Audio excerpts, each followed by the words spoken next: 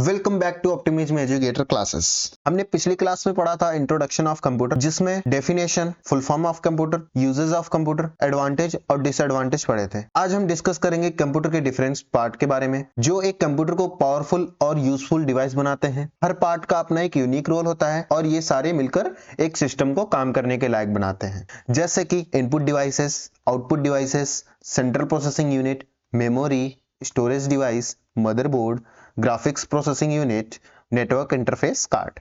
सबसे पहले हम बात करते हैं इनपुट डिवाइसेस की। इनपुट डिवाइसेस वो होते हैं जो हमें अपना इंस्ट्रक्शन या डेटा कंप्यूटर तक पहुंचाने में मदद करते हैं। सबसे पहला है कीबोर्ड, जिसके जरिए हम टेक्स्ट या कमांड्स को इंटर करते हैं। स्कैनर, ये फिजिकल डॉक्यूमेंट को डिजिटल डॉक्यूमेंट में कन्वर्ट करता है। Joystick, joystick is a device for controlling movement in games और मशीन। ये गेम्स और मशीन्स में यूज होते हैं, जिसके जरिए हम मूवमेंट को कंट्रोल करते हैं। Mouse, use for pointing, selecting and interacting with items on the screen. ये ग्राफिकल इंटरफेस पर नेविगेशन के लिए यूज होते हैं। Light pen, A light pen is a screen touch pointing device। ये स्क्रीन टच पॉइंटिंग डिवाइस होता है, जिसके जरिए हम हैंडराइटिंग वगैरह टाइप कर सकते हैं as a input. Webcam and microphone, ये जो इमेज और साउंड को एज अ इनपुट करने के काम में आते हैं। अगला हम बात करते हैं आउटपुट डिवाइसेस की। These devices display project or produce the result of computer processing to the user। ये डिवाइसेस प्रोसेस्ड इंफॉर्मेशन को डिस्प्ले करते हैं, जैसे मॉनिटर, ये टेक्स्ट, इमेज और वीडियोस को डिस्प्ले करता है, हम देख सकते हैं जिसको। नेक्स्ट है printer, produce physical copies of digital document. ये क्या करता है, डिजिटल डॉक्यूमेंट को एज अ फिजिकल कॉपीज निकालता है, जैसे आप प्रिंट आउट निकालते हैं वही होता है। नेक्स्ट स्पीकर एंड हेडफोन, ये ऑडियो आउटपुट को यूज करने के लिए होता है। Next projector, a projector is a device that display images और videos onto a large surface like a screen और वॉल। ये छोटे स्क्रीन को बड़े स्क्रीन लाइक अ स्क्रीन और वॉल पे कन्वर्ट करता है। नेक्स्ट सेंट्रल प्रोसेसिंग यूनिट, ये क्या होता है, often referred to as the brain of computer. The CPU carries out instruction from program by performing basic arithmetic logic control and input output operation. ये जिसे हम सीपीयू कहते हैं, कंप्यूटर का दिमाग है। ये एक ऐसा एसेंशियल कंपोनेंट है जो सारे इंस्ट्रक्शन को प्रोसेस करता है और बाकी कंपोनेंट को कंट्रोल करता है। सीपीयू के बिना कंप्यूटर का काम करना इम्पॉसिबल है। इसे मेन 3 पार्ट्स में डिवाइड किया गया है। पहला है कंट्रोल यूनिट, दूसरा है अर्थमेटिक लॉजिक यूनिट, तीसरा है रजिस्टर्स। सबसे पहले हम बात करते हैं कंट्रोल यूनिट की। ये सीपीयू का वो हिस्सा है जो कंप्यूटर को चलाने के लिए इंस्ट्रक्शन को समझता और उसे फॉलो करने का काम करता है। नेक्स्ट अर्थमेटिक लॉजिक यूनिट, ये एएलयू एक सीपीयू का वह हिस्सा है जो सारे कैलकुलेशन और लॉजिक ऑपरेशन को करता है, like addition, multiplication, divide, logic like greater than, less than, equal. ये सारे काम कौन करता है, अर्थमेटिक लॉजिक यूनिट। नेक्स्ट है register, small fast storage areas for quick data access. ये सीपीयू की टेम्परेरी मेमोरी होती है जो डेटा को प्रोसेस करने के लिए शॉर्ट टर्म स्टोरेज प्रोवाइड करती है। यहाँ पे आप देख सकते हैं सीयू दिखाई दे रहा है। सीयू का काम क्या होता है, सीयू का काम होता है कंप्यूटर को अलग अलग पार्ट्स में गाइड करना कि वो उसे क्या करना है और कैसे करना है। ये इंश्योर करता है कि डेटा और इंस्ट्रक्शन सही जगह पर और सही तरीके से प्रोसेस हो। नेक्स्ट एएलयू, ये दिखाई दे रहा है आपको, यहाँ पे एएलयू लगा हुआ है। एएलयू क्या करता है, अर्थमेटिक और लॉजिक यूनिट एक सीपीयू का वह हिस्सा होता है जो सारे कैलकुलेशन को ऑपरेट करता है, जैसे एडिशन, सब्सट्रैक्शन, मल्टीप्लिकेशन और डिवीजन। ये आपको रजिस्टर्स दिखाई दे रहे हैं। रजिस्टर्स का काम होता है टेम्परेरी डेटा को, इंस्ट्रक्शन को होल्ड करना जो प्रोसेस की जरूरत होती है। जब आप एक मैथमेटिकल ऑपरेशन करते हैं तो एग्जीक्यूट होता है, तब रजिस्टर क्या करता है, उस डेटा को होल्ड करता है, लाइक 2 और 4। एंड जो ऑपरेशन ऑपरेट करता है वो कौन करता है, एएलयू। उसके बाद हम आगे देखते हैं। आगे है मेमोरी। इससे पहले मैं आपसे एक क्वेश्चन पूछना चाहता हूं, क्या आप जानते हैं कि एक मॉडर्न सीपीयू हर सेकंड में मिलियन इंस्ट्रक्शन प्रोसेस करता है। आपके मोबाइल के अंदर कंप्यूटर की स्पीड डायरेक्टली इस बात पर निर्भर करती है कि आपका मोबाइल का प्रोसेसर कितना फास्ट है। इसलिए सीपीयू को ही कंप्यूटर का ब्रेन कहते हैं। तो आप मुझे बताइए कि कंप्यूटर का कौन सा पार्ट आपको सबसे ज्यादा इंपॉर्टेंट लगता है। अब हम आते हैं मेमोरी पे। Memory refers to the devices used to store data and instruction that are needed by the CPU. यह डेटा को स्टोर करने के काम में आता है। इसे मेनली 3 पार्ट्स में डिवाइड किया गया है, प्राइमरी मेमोरी, सेकेंडरी मेमोरी और कैश। प्राइमरी मेमोरी को हम 2 पार्ट्स में डिवाइड करते हैं, रैम एंड रोम। रैम क्या होता है? Random access memory, volatile memory used for temporary storage while the computer is running. The data is lost when the system is powered off. यह एक volatile memory होती है जो टेम्परेरी होती है।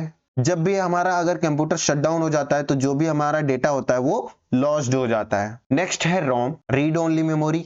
यह नॉन वोलेटाइल मेमोरी है to store the BIOS and firmware storage which the computer needs to boot up. ये क्या करता है? बायोस और फर्मवेयर के बूट के लिए जो डेटा और को स्टोर करता है। Next cache memory, a small very fast type of memory used by the CPU to store frequently access data. यह सीपीयू प्रोसेसर और मेमोरी के बीच में लगी होती है जो किसी भी सॉफ्टवेयर को बार बार यूज करने के लिए वेरी फास्ट डेटा को स्टोर करके रखती है, फास्टली वर्किंग के लिए। नेक्स्ट हम बात करते हैं स्टोरेज डिवाइस की। These are use to store data and files permanently और सेमी परमानेंटली। स्टोरेज डिवाइस वो होते हैं जो हमारा डेटा परमानेंटली स्टोर करते हैं, like hard disk drive, HSD, a magnetic storage device used for long term storage.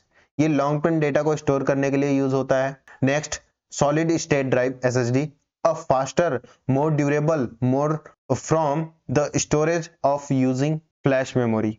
ये क्या करता है? ये एचएसडी से फास्टर होता है और ड्यूरेबल होता है। लाइक एचएसडी आपकी ज्यादा भारी होती है, ज्यादा बड़ी होती है, बट एसएसडी आपकी छोटी सी होती है। यहाँ पे दिखाई दे रहा है ये एचएसडी है और ये एसएसडी है। उसके बाद है ऑप्टिकल ड्राइवर्स। ये क्या होता है? Use for reading and writing to optical disk like CD, DVD.